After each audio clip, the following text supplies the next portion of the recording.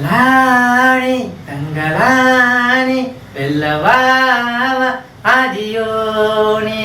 தங்கலான் இன்று முதல் உலகம் எங்கும் 5 மொழிகளில் ரிலீஸ் ஆகிருக்கு. தங்கலான் இப்போதான் சுட சுட சும்மா தகன்னு பார்த்துட்டு வந்து உடனே ரிவ்யூ ஸ்டார்ட் பண்ணிட்டேன். தங்கலான் எப்படி இருக்கு? எனக்கு நல்லா இருக்கு, எனக்கு பிடிச்சிருக்கு. ஆனால் என்னோட ஃப்ரெண்டுக்கு தங்கலான் பிடிக்கல. இதுதான் எங்கள் பிரச்சனை.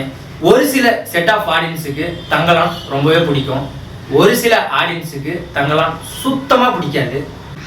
படமாக பார்த்தா கண்டிப்பாக இந்த தங்கலான் செம விஷுவல் ட்ரீட்டாக இருக்கும். ஸோ ரஞ்சித் அண்ணாவை பிடிச்சவங்களுக்கும் இந்த படம் கண்டிப்பாக பிடிக்கும். ரஞ்சித் அண்ணாவோட அரசியலை ஏற்றுக்கிறவங்களுக்கும் ரஞ்சித் அண்ணாவோட அரசியலை புரிஞ்சுக்கிறவங்களுக்கும் கண்டிப்பாக இந்த தங்கலான் ஒரு மிக முக்கியமான ஒரு படமாக இருக்கும். ஸோ அந்த மாதிரி தான் எனக்கும் இந்த படம் ஒரு முக்கியமான படமாக இருக்குது. தங்கலான் மேக்கிங்காக பார்த்தோன்னா ultimate, top notch. So sound design, camera working, casting, முக்கியமாக சியான் விக்ரம் சார் 62 படம் நடிச்சிருக்காருன்னு நினைக்கிறேன். இந்த 62 படங்களில் இந்த படம் கண்டிப்பாக அவரோட ஆக்டிங் வைஸாக அவரோட நடிப்பு வைஸாக ஒரு எப்படி சொல்கிறது, ஒரு எக்ஸ்ட்ரானரி பர்ஃபார்மன்ஸ்னு சொல்லலாம். இந்த தங்கலானில் சியான் விக்ரம் சாரோட ஆக்டிங்காகவே ஆஸ்கார் அவார்டு கூட கிடைக்கிறதுக்கு வாய்ப்பு இருக்குது. ஆனால் அது ஒரு சின்ன சிக்கல் இருக்குது. காரணம் டைரக்டர் பா ரஞ்சித் அண்ணன் அவர் பேசப்பட்ட அரசியல். ஸோ அரசியல் அவார்டுனால அரசியல் தான். ஸோ படமே அரசியல், டைரக்டரு பக்கா அரசியல். ஸோ இதனாலவே இதுக்கு ஆஸ்கார் அவார்டு கிடைக்கிறதுக்கு ஒரு சிக்கல் இருக்குது.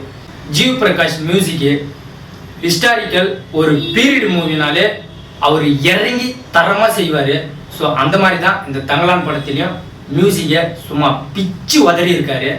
Cinematographer Kishore K Kumar, so அவருமே நல்லா பண்ணியிருக்காரு.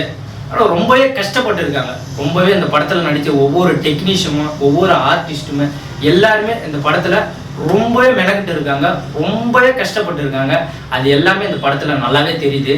ரஞ்சித் அண்ணாவோட கற்பனை கதைனா, பா படம் இப்படி இருந்திருக்கலாம்பா, பா படம் அப்படி இருந்திருக்கலாம்பா, இல்லைப்பா இந்த சீனை இப்படி வச்சிருக்கலாமா, இல்லைப்பா அந்த சீனை இப்படி வச்சிருக்கலாம்னு சொல்லியிருக்கலாம். பட் ஆனால் இது வந்து ஒரு 200-300 வருஷத்துக்கு முன்னாடி நடந்த ஒரு உண்மை கதை. ஸோ உண்மை கதையை இப்படிதான் எடுத்து ஆகணும்.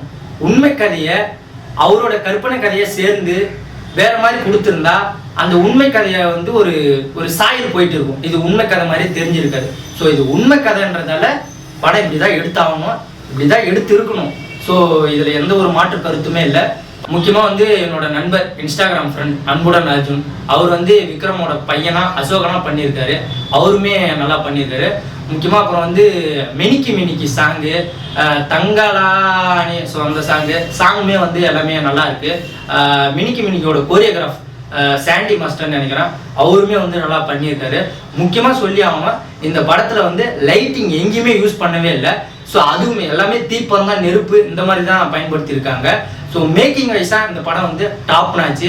ரஞ்சித் அண்ணாவை பிடிச்சவங்களும் சரி, ரஞ்சித் அண்ணாவோட அரசியலை ஏற்றுக்கிறவங்களும் சரி, கண்டிப்பாக இந்த தங்கலான் படம் ரொம்பவே பிடிக்கும். ஸோ அந்த மாதிரி தான் எனக்கு பர்சனலாக இந்த தங்கலான் படம் ரொம்பவே பிடிச்சிருக்கு. ஸோ இத்துடன் ரிவ்யூவை முடித்து கொள்கிறேன். மறக்காமல் சப்ஸ்கிரைப் பண்ணி, ஷேர் பண்ணி, லைக் பண்ணி, கமெண்ட் பண்ணுங்கள். உங்களோட சப்போர்ட் எனக்கு ரொம்பவே வேணும். ஆனால் பார்க்குறீங்களே தவிர சப்ஸ்கிரைப் பண்ண மாட்டீங்க. தயவு செய்து சொல்கிறேன், சப்ஸ்கிரைப் பண்ணுங்கள்.